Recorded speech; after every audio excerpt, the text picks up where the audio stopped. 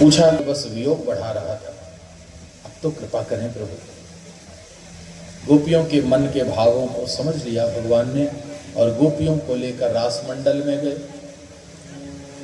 रासोत्सवे संप्रवृत्तो गोपी मंडल मंडितः योगेश्वरेण कृष्णेन तासाम मध्ये द्वयोर्द्वयोः। गोपियों के साथ नृत्य प्रारंभ हुआ। 3 प्रकार के मत हैं। एक, कुछ मत कहते हैं कि जितनी गोपियां थी उतने ही कृष्ण थे, तब ये लीला हुई। दूसरा मत कह रहा है कि 2-2 गोपियों के बीच में एक कृष्ण है, माने जितनी गोपियां उसके आधे कृष्ण। और तीसरा मत कह रहा है कि गोपियां चाहे जितनी, पर कृष्ण तो एक ही है। तो कौन सा मत सही है? सुखदेव जी ने कहा तीनों सही है। क्योंकि जब भगवान ने नाचना शुरू किया तो नाचने, वो जो रास का नृत्य होता है उसकी विशेषता है कि उस रास के नृत्य में बहुत सारी नायिकाओं के साथ अकेला पुरुष नाचता है। उस नाच को कहते हैं रास। नायक एक हो और नायिकाएं बहुत हो। तो जब ये नाच शुरू हुआ तो इतना धीमे धीमे नाच रहे थे प्रभु कि एक गोपी के पास से दूसरी गोपी के पास जा रहे हैं, फिर तीसरी दिख रहा है यही कृष्ण है, कभी इसके साथ नाच रहा, कभी उसके साथ नाच रहा। तो गोपियां बहुत थी, कृष्ण एक थे। दूसरा मत कह रहा है 2-2 गोपियों के बीच एक ही। माने भगवान जब नाचने लगे, नाच नृत्य जो मध्य गति में पहुंचा तो भगवान के नाचने की गति इतनी हो गई कि 2-2 गोपियों के बीच में एक कृष्ण दिखने लगे। और फिर जब ये नृत्य अपनी चरम सीमा में पहुंचा, इतनी फुर्ती से प्रभु नाच रहे थे, नाचने की गति इतनी तेज थी कि कब एक से दूसरी के पास जाते हैं कोई देख नहीं पाता। आप देखते हैं आपके घरों में सीलिंग फैन लगा रहता है, अब फुल स्पीड में जब उसको कर दीजिए 3 ब्लेड्स होती हैं उसमें, लेकिन जब उसको फुल स्पीड में कर देते हैं एक ही ब्लेड दिखाई देती है। 3 दिखती हैं क्या? वो इतना तेज घूमता है कि लगता है एक ही ब्लेड घूम रही है। ऐसे ही जब भगवान नाचने लगे तो भेद दूर हो गया, क्योंकि कृष्ण के बिना राधा है आधी और राधा के बिना श्याम आधे। ये दोनों जब मिलते हैं तभी ये भाव ब्रह्म का पूर्ण होता है। रास मंडल जीव और ईश्वर के पूर्णता का नृत्य है। आइए उस पूर्णता के रास में हम सब राधा कृष्ण के साथ उस नृत्य में सम्मिलित होकर रास में अपने जीवन को प्रकार करें। श्याम के बिना तुम्हारे बिना श्याम आधे। राधे राधे राधे राधे बोलो राधे राधे राधे राधे बोलो राधे राधे राधे राधे बोलो राधे राधे राधे राधे। श्याम के बिना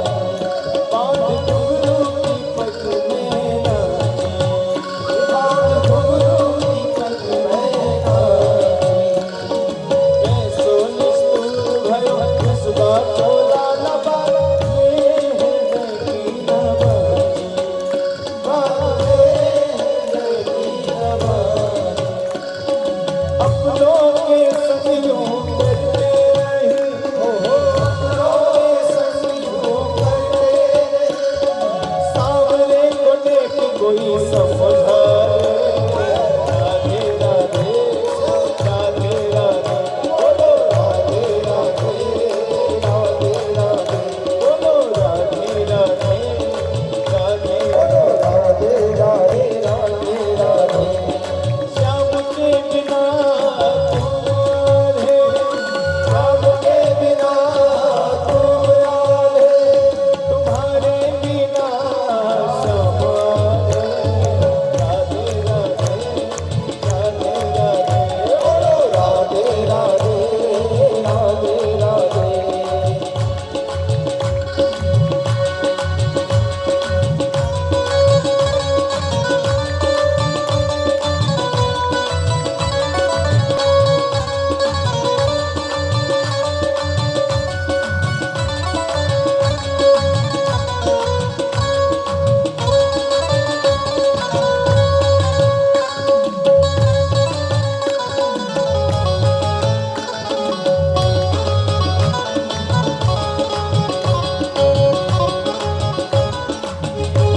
की बसाई चित्त में, श्याम की बसाई चित्त में, घड़ी काटे हरो नित्य नित्य में, हरो नित्य नित्य में। श्याम के बिना मन कछ ना सूझे, श्याम के बिना जाऊं नित्य में, बिना जाऊं नित्य में। ऐसे मुझे प्यारे प्यास देने की, रास्ता कोई तो बतला दे। राधे राधे राधे राधे, राधे राधे राधे राधे, बोलो राधे राधे राधे राधे, राधे राधे राधे राधे।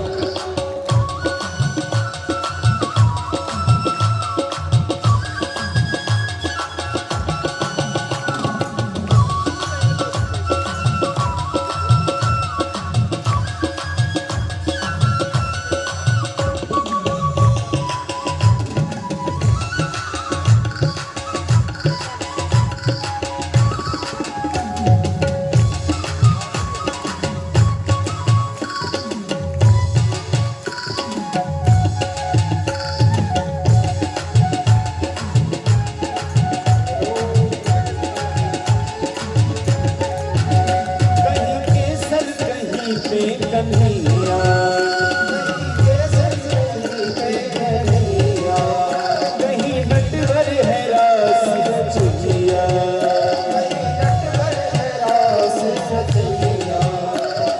कमले नैया भावर पार कर देना बन के भैया, वो पार कर देना बन के भैया।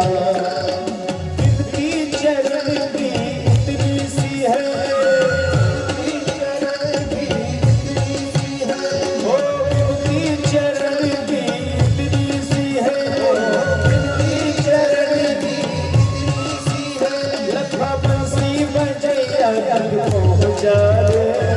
राधे राधे राधे राधे, राधे राधे राधे राधे, बोलो राधे राधे राधे राधे, राधे राधे राधे राधे। श्याम के बिना तुम राधे, श्याम के बिना तुम राधे, तुम्हारे बिना श्याम राधे। एक बार का हाथ बता के सब लोग बोलेंगे राधे राधे राधे राधे, बोलो राधे राधे राधे राधे, बोलो राधे राधे राधे राधे, बोलो राधे राधे राधे राधे, बोलो राधे राधे राधे राधे, बोलो राधे राधे राधे राधे, बोले रास बिहारी सरकार की, बोले राधा रानी। भेद समाप्त हो जाए, न कृष्ण कृष्ण रह जाए और न गोपी गोपी, न स्त्री स्त्री रह जाए, ना पुरुष पुरुष रह जाए, हर प्रकार के भेद दूर कर दिए जाएं, यही रास है। सुंदर रास की लीला का क्रम प्रकट किया भगवान ने। वृंदावन में भगवान की बड़ी सुंदर लीलाएं हुई। आगे भगवान ने शंखचूड़ नाम के दैत्य को मारा, सुदर्शन का वध किया। सुंदर लीलाओं का क्रम दर्शन कराते वृंदावन में अद्भुत लीलाओं का विस्तार करके अब आगे चलने का क्रम है। अब वृंदावन की लीलाएं तो ऐसी देखिए कि आगे जाने का मन तो करता नहीं। ऐसा धाम है कि पहुंच जाओ तो वहां से आने का मन नहीं करेगा। अब वृंदावन की लीला ऐसी है कि शुरू कर दी जाए तो पूरी करने का मन नहीं करता। कल से वृंदावन में चल रहे हैं पर अभी तक लीला पूरी हुई नहीं।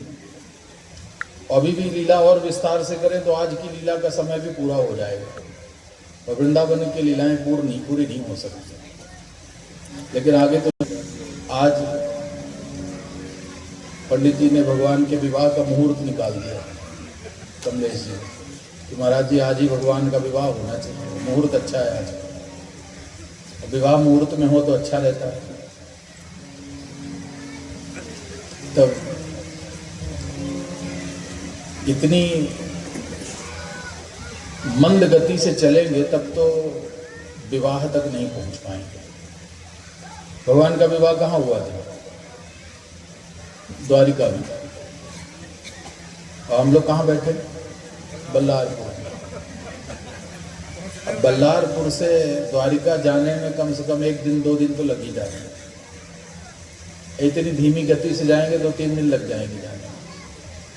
और थोड़ा गति बढ़ानी पड़ेगी। आजकल बढ़िया साधन है, फ्लाइट में बैठो आधा घंटा में पहुंच जाए। अब उसी गति से चलना पड़ेगा तब द्वारिका पहुंच पाएंगे हम। तो वृंदावन की लीला का यहीं विश्राम करते हैं, आगे चलते हैं। भगवान ने आगे जाने का निश्चय किया। कहाँ जाएंगे आगे? अब मथुरा जाने का समय आ गया। भगवान ने सोच लिया मथुरा जाना है, कैसे जाऊं मथुरा, कोई बहाना चाहिए। बस इसी चिंतन में बैठे थे, नारद जी आ गए। क्या बात है प्रभु, कोई चिंता कर रहे हैं? बोले हाँ नारद जी, मथुरा जाना है पर कोई बहाना नहीं मिल रहा। नारद ने कहा ये तो मेरा काम है प्रभु, 5 मिनट में मिल जाएगा बहाना ना। कंस के दरबार में पहुंचे, कंस ने देखा, प्रणाम किया, बहुत स्वागत किया। बहुत दिन में आए नारद जी? बोले हाँ आज कुछ खास काम से आया हूं। क्या? याद दिलाने आया हूं, भूल गए आकाशवाणी। देवकी का 8वां गर्भ तेरी मृत्यु का कारण। हंसने लगा कंस, बोले मैंने तो सबको मरवा दिया महाराज, कौन बच सकता है मुझसे? कहा तेरी आंखों के नीचे से वो बच के निकल गया। तुझे लगता है तेरी सिक्योरिटी बहुत अच्छी है? और हम बता देते हैं, और ढोल की पोल है। तुम्हारे ही मथुरा में कारागार के अंदर आज से 11 वर्ष पहले देवकी और वसुदेव के यहाँ देवकी के 8वें गर्भ से एक कन्या का जन्म नहीं हुआ था, एक बालक का जन्म हुआ था। और उसी रात तुम्हारे जेल के सब दरवाजे तोड़ ताड़ के और तुम्हारे सब द्वारपालों को चकमा दे करके यही वसुदेव अपने पुत्र को गोकुल छोड़ आया है। ऐसी सिक्योरिटी है तुम्हारी। वो तो तुम्हारा शत्रु अभी जीवित है, बस धीरे धीरे शक्ति संपन्न होकर के अब युद्ध करने के लिए तैयार हो गया। कौन? नाम तो सुना होगा कंस, तुमने भी। नंद और यशोदा का बेटा कृष्ण, जिसने तुम्हारे बड़े असुरों को मारा है, वही देवकी का पुत्र है और वही तेरी मृत्यु का कारण है। बस यही बताने आया था। कंस भयभीत हो गया मृत्यु की बात सुनकर। बहुत सोचने लगा कैसे बुलाऊं, कैसे बुलाऊं। आखिरकार उसको प्रेरणा मिली। कौन प्रेरणा देता है? अच्छे काम की प्रेरणा कौन देता है? कल आपको बताया था, आज आप लोगों ने सुबह ट्राई किया हो या ना किया हो। अच्छे काम की प्रेरणा कौन देता है? धर्मराज युधिष्ठिर। आज किया था आप लोगों ने ट्राई 5 बजे सुबह? नहीं किया होगा, कल करना है। अच्छे काम की प्रेरणा देते हैं धर्मराज, उर प्रेरक रघुवंश मणि। हृदय में प्रेरित करते हैं भगवान। तो नारद को प्रेरणा, कंस को प्रेरणा मिली कि भगवान को मथुरा बुलाना है तो यज्ञ करना पड़ेगा। भगवान यज्ञ में आते हैं। आप अपने घर में भगवान को बुलाना चाहते हो तो यज्ञ करना पड़ेगा, सत्कर्म, यज्ञो वही विष्णु। आप बर्थडे की पार्टी करेंगे तो भगवान नहीं आएंगे आपके घर में। आप शादी की खूब जोरदार से पार्टी कर दीजिए पर भगवान नहीं आएंगे। पर जिस दिन आपके घर में सत्यनारायण भगवान की कथा हो जाए, भागवत की कथा हो जाए, रामचरितमानस का पाठ हो जाए, भगवान उसी दिन आ जाएंगे आपके घर में। यज्ञ में भगवान आते हैं, पार्टियों में नहीं आते भगवान। तो जब जब भगवान को बुलाना हुआ करे, छोटा मोटा यज्ञ कर दिया करो। कोई पंडित जी को बुला के महाराज जी विष्णु सहस्त्रनाम से हवन कर दीजिए, बस महाराज जी आज आलवंदार का पाठ कर दीजिए, भगवान उसी दिन आ जाएंगे आपके घर में। तो भगवान को बुलाने का यही तरीका होता है। तो कंस ने धनुष यज्ञ का आयोजन किया, सबको निमंत्रण भेजा। अक्रूर जी को कहा कि तुम वृंदावन चले जाओ और कृष्ण को मथुरा लेकर के आओ। अक्रूर जी बड़े प्रसन्न, रात किसी तरह बीती, सुबह सुबह यमुना जी में स्नान किया, कंस की आज्ञा ली और चल पड़े वृंदावन की ओर। गक्षन पति महाभागे भगवत अम्बुजेक्षण। वृंदावन जाते समय मन के सब भाव शुद्ध हो गए थे अक्रूर जी के। अक्रूर वैसे भक्त अच्छे हैं, लेकिन अक्रूर के मन में भी थोड़ा सा लोभ का भाव था कि मैं भी कहीं का राजा बन जाऊं, अच्छे से जीवन बीत जाएगा। कंस ने यही लालच दे, कृष्ण को ले आओ, यही मार देंगे उसको, फिर आधा राज्य तुमको दे देंगे, आधे में हम भोगेंगे, बढ़िया आराम से। अक्रूर के मन में था कि हम भी राजा बनेंगे। लेकिन जैसे ही वो मथुरा से निकले वृंदावन भगवान का दर्शन करने के लिए, सब मन के विकार दूर हो गए। अब राजा वाजा बनने का भाव सब समाप्त हो गया। अब तो बस भगवत अम्बुजेक्षण, अम्बुजेक्षण भगवान के चरणों का चिंतन करते और मन में अनेक प्रकार का मनोरथ लिए हुए चले जा रहे थे। इतने सुंदर भाव थे कि मथुरा से वृंदावन 15 मिनट का रास्ता है, लेकिन अक्रूर जी को वही रास्ता तय करने में 12 घंटे लगे। ये भक्ति की दशा होती है, कुछ होश नहीं होता उसमें। सुतीक्षण का चरित्र आप सुनिए रामायण में, भक्ति में कैसी दशा उनकी हो गई थी। ऐसे ही अक्रूर जी महाराज शाम को किसी तरह पहुंचते हैं, रथ से उतर करके दंडवत करते करते नंद महल में पहुंचे। दरवाजे पर खड़े होकर केशव कह करके भगवान को पुकारा। सबकी मनोकामना पूर्ण करने वाले भगवान गौशाला से गायों की सेवा पूर्ण करके भगवान बाहर आए। अक्रूर जी को देखा, आपने हृदय से लगा लिया, बहुत प्रसन्न हुए। कैसे आना हुआ अक्रूर जी? कहा प्रभु आपका दर्शन करने आया हूँ, कंस ने भेजा है आपको बुलाने के लिए। उसने धनुष यज्ञ का आयोजन किया है पर मारने की योजना बनाई है, वहां जाइएगा मत। भगवान ने कहा अक्रूर जी हम तो जाएंगे, हम तो बहुत दिन से प्रतीक्षा में थे, कोई बहाना मिल जाए। अच्छा हुआ तुम बहाना ही बन करके आए हो, अब तुम्हारे साथ ही मथुरा चलूंगा और कंस की योजनाओं की चिंता मत करना। वृंदावन में रहकर केवल माखन चोरी नहीं सीखी, कंस की सारी योजनाओं को विफल करना मुझे बहुत अच्छे से आता है। हाँ, अब आपने ये जो मारने वाली बात हमारी कही है, ये अब किसी से मत कहना। कहीं यशोदा को पता चल गया तो जाने नहीं देगी अक्रूर, और मैं नहीं चाहता कि माँ की ममता मेरे कर्तव्य के पथ पर बाधा बन जाए। वहीं समझा दिया। रात विश्राम हुआ, सुबह नंद बाबा से मिले, समाचार दिया यज्ञ का। नंद बड़े प्रसन्न हो गए। कृष्ण को मथुरा बुलाया है, कंस ने पुरस्कार देने के लिए बुलाया होगा। इतने बड़े बड़े काम जो किए हैं कृष्ण ने, तो जब कृष्ण को पुरस्कार मिले तो हम भी उस दृश्य को देखें। आदेश किया कि सारे ग्वाले तैयारी कर लो, हम सब मथुरा चलेंगे। सब बड़े प्रसन्न हो गए, ग्वाले तैयारियां करने लगे। नंद बाबा बड़े प्रसन्न हैं, कृष्ण प्रसन्न हैं, बलदाऊ जी प्रसन्न हैं। बस प्रसन्न नहीं थी तो ब्रज की गोपियां, जब पता चला कि भगवान जा रहे हैं। एक गोपी ने कहा मथुरा से कोई अक्रूर नाम का व्यक्ति रथ लेकर के आया है कृष्ण को लेकर। गोपी ने कहा नहीं, वो अक्रूर नहीं है, वो बड़ा क्रूर है, जो हमारे प्राणों को हृदय से स्तूर कर दे वो भला अक्रूर कैसे हो सकता? और हमें तो लगता है ये ब्रह्मा ही है, इतना कठोर उसका ही हृदय है। लेकिन ब्रह्मा की चाहे जितनी चतुराई हो, हम भगवान को जाने नहीं देंगे, रोक लेंगी कृष्ण को। किसी न किसी बहाने कृष्ण के मार्ग में खड़ी हो जाएंगे। भगवान रथ पर सवार हुए और जैसे ही रथ चलने को तैयार हुआ, रथ बढ़ने लगा, पीछे पीछे गोपियां दौड़ पड़ी भगवान को रोकने के लिए। एवं ब्रुवाण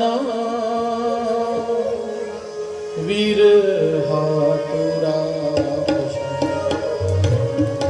एवं ब्रुवाण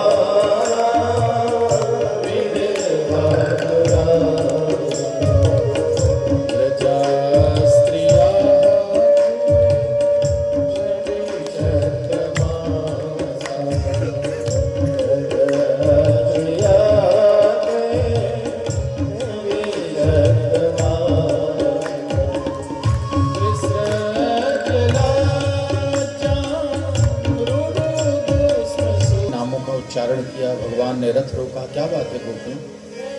कहा प्रभु हमने आपके लिए सब छोड़ा, आप हमको छोड़ करके जा रहे हो, कैसी लीला है आपकी, इतनी कठोरता क्यों प्रभु? भगवान ने कहा गोपियों बहुत आवश्यक कार्य से जा रहा हूं,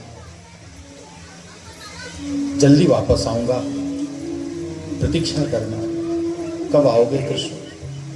ये तो नहीं कह सकता गोपियों कब आऊंगा, आऊंगा जरूर, चाहे किसी संदेश वाहक के रूप में क्यों ना आऊं, आऊंगा, मेरी प्रतीक्षा करना। आश्वासन देकर रथ पर सवार हुए, रथ चल पड़ा। निहारती रही गोपियां, नेत्रों से अश्रु प्रवाह करती रहीं और भगवान का रथ वायुवेग के समान कुछ ही क्षणों में नेत्रों से ओझल हो गया। लौट आई गोपियां वापस। आधे रास्ते पर अक्रूर जी को अपने चतुर्भुज स्वरूप का दर्शन दिया। मथुरा पहुंचे भगवान। सबसे पहले मुलाकात एक धोबी से हुई, धोबी का उद्धार किया प्रभु ने।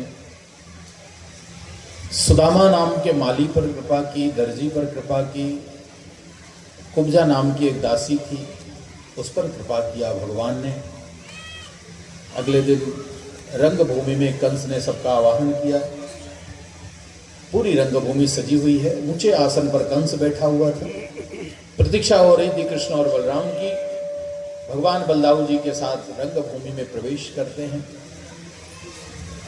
कंस के भेजे हुए पहलवान मुष्टिक, चारों शल तोशल युद्ध के लिए चुनौती देते हैं। भगवान ने बड़ी वीरता से युद्ध किया, एक एक करके सारे शत्रुओं को पराजित किया। कंस ने देखा तो सिंहासन पे ही खड़ा हो गया, चिल्लाता है पकड़ लो ग्वालों को, भागने न पाए। भगवान ने जोर से छलांग लगाई और कंस के सिंहासन के सामने जाकर खड़े हुए। जैसे ही कंस ने भगवान को देखा, उसका हार्ट फेल हो गया, वहीं पे गिर गया, मृत्यु हो गई। लेकिन किसी ने भगवान के नाम का जयकारा नहीं लगाया।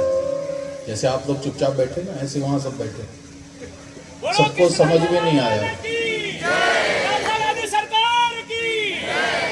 किसी को समझ में आया ही नहीं कि कंस ऐसे कैसे मर सकता है। ना हाथ उठाया भगवान ने, ना कोई अस्त्र शस्त्र चलाया। गिर तो गया, लेकिन लोगों ने सोचा कहीं जयकारा लगा दिया और धोखे से कंस बच गया तो छोड़ेगा नहीं किसी को। ऐसे ही सब डरे बैठे थे। भगवान समझ गए किसी को विश्वास नहीं हुआ, तो भगवान ने उसके मुकुट में एक लात मारी, मुकुट गिरा। लंबे लंबे बाल थे, उन्हीं बालों को पकड़कर रंगभूमि में फेंका और घसीटने लगे भगवान। तब समझ में आया कि कंस की मृत्यु हुई है। जोर से भगवान के नाम का जयकारा बोला गया। बोल कोई कृष्ण भगवान की जय हो। अभी तो केवल इनकी आवाज है, आप लोगों की तो आई नहीं। बोलो राधा रानी सरकार की जय, वृंदावन बिहारी लाल की अब आई है। कंस की मृत्यु हुई। भगवान सबसे पहले कारागार में गए। देवकी वसुदेव को कारागार से विमुक्त किया। इतने वर्षों के बाद देवकी ने अपने पुत्र को पाया। नेत्रों से अश्रु बहे। भगवान ने कहा मैया, कंस का डर था इसलिए नहीं आ रहा था, कंस की मृत्यु हो गई, अब आ गया हूं तेरे पास, सदैव यहीं रहूंगा। प्रसन्न हो गई। उग्रसेन को राजा बनाया। मथुरा में कुछ दिन तक भगवान ने निवास किया। संस्कार हुए, यज्ञोपवीत संस्कार होने के बाद भगवान गुरुकुल चले गए। सांदीपनी ऋषि के आश्रम अवंतिका नगरी, जिसको आजकल उज्जैन कहते हैं, वहाँ रह करके विद्याध्ययन किया। गुरु जी का खोया हुआ पुत्र, उसको लाकर वापस किया धर्मराज के यहाँ से। विद्या संपन्न होने का आशीर्वाद प्राप्त करके भगवान आ गए अब फिर से मथुरा। इस बार जब से प्रभु मथुरा आए हैं मन नहीं लगता, बहुत उदास रहते हैं। भगवान के बाल सखा हैं उद्धव, भगवान से पूछते हैं क्या बात है प्रभु, कोई कमी है सेवा में, या मथुरा आपको अच्छी नहीं लगती? नहीं, ऐसी बात नहीं है उद्धव जी, फिर इतने दुखी क्यों हैं आप? कहा उद्धव मोहि ब्रज बिसरत नाही, ब्रज की याद आती है उद्धव। भोजन करता हूं तो मैया यशोदा का स्मरण आता है, यमुना जी को देखता हूं तो नंद बाबा याद आते हैं।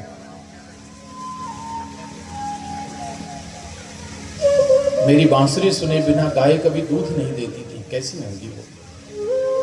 ग्वाल वाल वो गोपियां जिनके साथ लीला करता था, उद्धव जी सब बातें मुझे याद आती हैं। प्रभु बड़ा आश्चर्य है, भगवान को भी किसी की याद आए, ये तो पहली बार सुना है।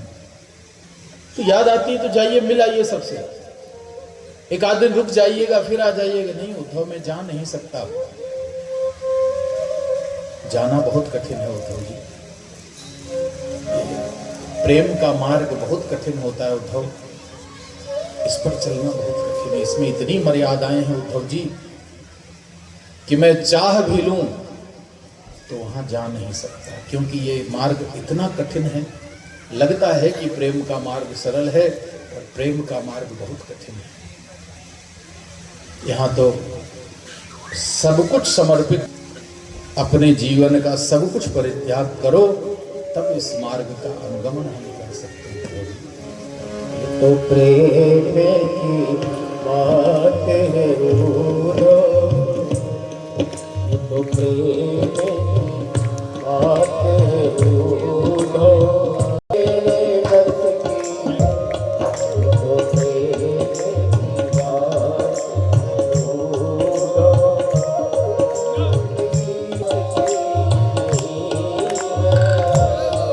यहाँ पर होते हैं सौदे,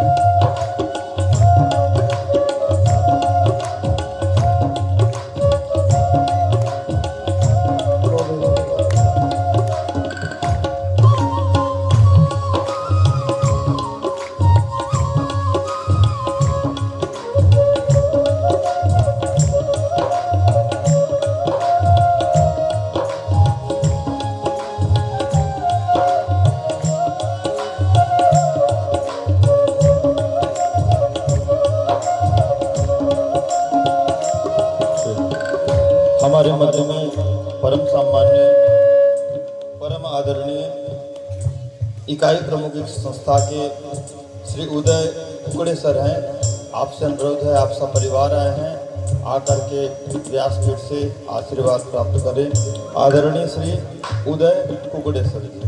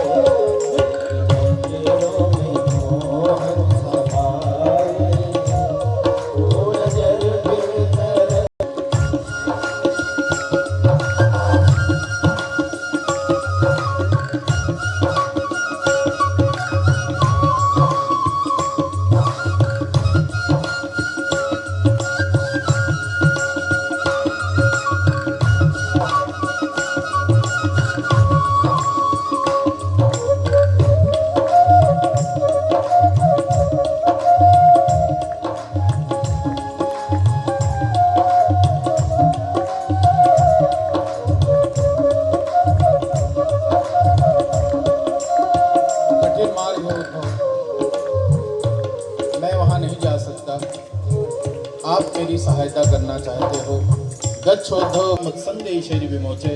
उद्धव जी आप चले जाइए, मेरा संदेशा देना सबको, खासकर मेरे वियोग रूपी समुद्र में डूब रही गोपियों को जरूर कहना। गोपियों से क्या प्रेम प्रभु, कहो उद्धव, क्या कहूँ। तामन मनस्का मत प्राणा मदर्थी तक्तदैहिका। गोपियाँ मेरा मन है, मेरे प्राण हैं, और मेरे लिए अपने समस्त भौतिक दैहिक सुखों का परित्याग करने वाली हैं गोपियाँ। उद्धव जी जाइए, भक्ति का पाठ पढ़ाइएगा, समझ जाएं तो ठीक है, वरना आ जाइएगा। प्रभु की आज्ञा पाई, उद्धव जी गए, ग्वालों से मिले। ग्वालों ने पूछा कौन हो प्रभु आप? कहा मैं मथुरा से आया हूँ, कृष्ण का मित्र हूँ, मेरे स्वामी ने मुझे भेजा है। कहा है ग्वालों से आती है, शीघ्र उनसे मिलने के लिए आऊँगा। ग्वालों ने कहा आना होता तो जाता ही क्यों, आएगा नहीं हम भी जानते हैं, पर तुम्हें भेजा उद्धव, इतने में ही हम प्रसन्न हैं। वापस जाना तो हमारा भी संदेशा और प्रणाम कहना उनको। यशोदा तो जब से भगवान गए हैं आंसुओं के अलावा और कुछ नहीं खोला उसने। निस दिन बरसत नयन हमारे, आंसुओं से ही अपने मन की व्यथा कही। नंद बाबा ने धैर्यपूर्वक कुछ समाचार पूछे, लेकिन कृष्ण का नाम आते ही वो भी रोए। रात विश्राम हुआ, सुबह सुबह गोपियों से मिलने के लिए गए। व्रज की गलियों में जब पहुंचे तो गोपियों के मुख से केवल कृष्ण की बातें सुनी उद्धव ने। एक गोपी कह रही है कि कल कृष्ण मिला था मुझे यमुना जी के तट पर। दूसरी कहती है मैंने उसकी बांसुरी सुनी है वंशी वट पर। तीसरी कहती मेरे तो घर आ गया था, माखन चोरी करके खा रहा था, जैसे मैंने हाथ पकड़ा तो हाथ झटक कर भाग गया। उद्धव का ज्ञान आधा यहीं समाप्त हो गया। कृष्ण मथुरा में है, पर ये तो हर दिन हर क्षण कृष्ण की बातें करती है, कृष्ण की स्मृति में है। परिचय करना चाहिए। उद्धव जी गए, गोपियों ने कहा कौन हो आप? कहा मैं कृष्ण का मित्र हूं, मेरे स्वामी ने मुझे भेजा है। गोपियों ने कहा तुम्हारा ही स्वामी होगा जिसने भेजा है, हमारा स्वामी होता तो हमें छोड़ के जाता ही क्यों आए हो? कहा संदेशा लाया हूं कृष्ण का। गोपियों ने कहा कोई संदेशा नहीं सुनना। और एक भंवरा आ गया, उड़ने लगा, भ्रमर गीत गाया है, गा तो सकते नहीं है, साउंड महाराज की ऐसी कृपा है तो केवल सुन लेते हैं। मधुर के तब बंधो मास प्रशांगिम शपत्न्या कुछ भी ललित माला कुंकुमस्मस्य विरना